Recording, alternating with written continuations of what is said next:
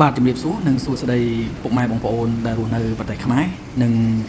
អ្នកដែលនៅតាមខេត្តនានានៅក្នុងប្រទេសថៃដែលបងប្អូនបានខមមិននិងឆាតឬទេមកសាកសួរសុខទុក្ខពីស្ថានភាពទឹកជំនន់នៅខេត្តសង្ខ្លា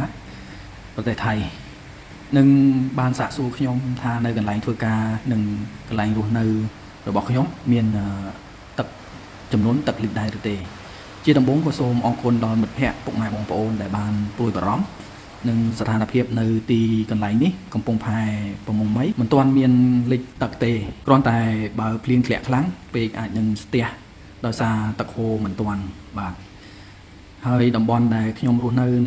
ជិតមាត់សមុទ្រធ្វើឲ្យភ្លៀងហូរចូលសមុទ្របានលឿនក៏ប៉ុន្តែកម្ពស់ទឹកនាពេលបច្ចុប្បន្ននេះស្ថិតក្នុងស្ថានភាពប្រុងប្រយ័ត្នបាទដោយសារតែទឹកត្រៀបចិត្តដល់ច្រាំងតែម្ដងបាទពុកម៉ែបងប្អូននិងប្រព័ន្ធទឹករត់នៅពេលនេះក៏ត្រូវបានផ្ដាច់អស់ដែរបាទមិនអាចប្រើប្រាស់ប្រព័ន្ធទឹករត់បានទេដោយសារតែប្រព័ន្ធចម្រោះទឹក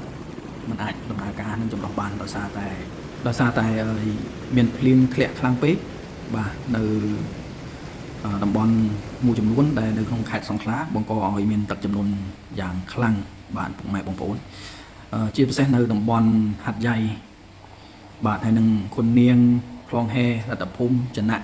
បางក្លាំនិងសិង្ហនគរជាដើមបាទបងប្អូនគឺរងទឹកចំនួនខ្លាំងមែនទែនឆ្នាំនេះគឺលិចខ្លាំងហើយជាប្រវត្តិសាស្ត្រហើយដែលមានទឹកលិចច្រើនដល់ថ្នាក់នេះបាទ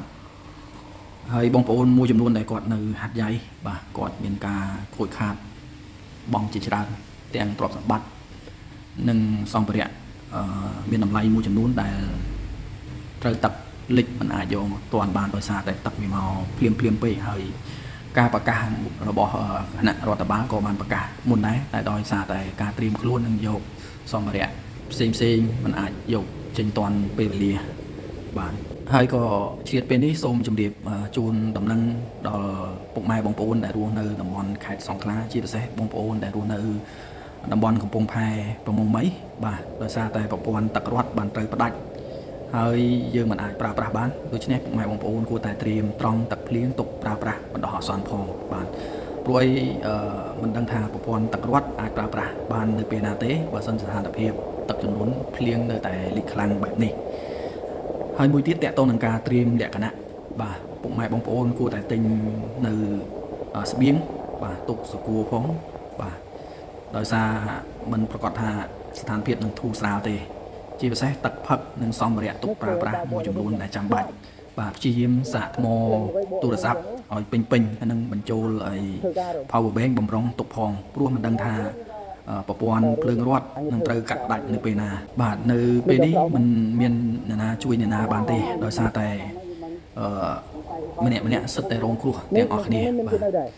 តំបន់នៅខាងទីខ្ពស់ជុំជនដែលនៅទីខ្ពស់រៀងគ្រាន់បើបាទតែបើសិនជាតំបន់បងប្អូនដែលគាត់នៅខាងទំនាបវិញបាទលិចត្រឹមកលិចដល់ចិត្តដំបូលផ្ទះហើយបើសិនតែភ្លៀងមិនឈប់បែបនេះអាចនឹងមានការលិច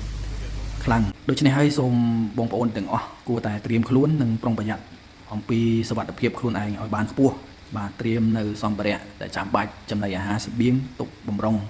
ដោយសារតែមើលស្ថានភាពក៏មិនអាចថានឹងធូរស្រាលនៅពេលណាដែរបើសិនតែភ្លៀងនៅតែធ្លាក់មិនឈប់បែបនេះបាទអរគុណនិងសូមជូនពរឲ្យពុកម៉ែបងប្អូនដែលជា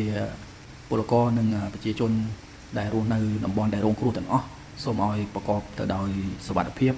កុំឲ្យមានអ្វីកាត់ឡើងទាំងអស់ដោយក្តីព្រួយបារម្ភពីខ្ញុំបាទសូមអរគុណ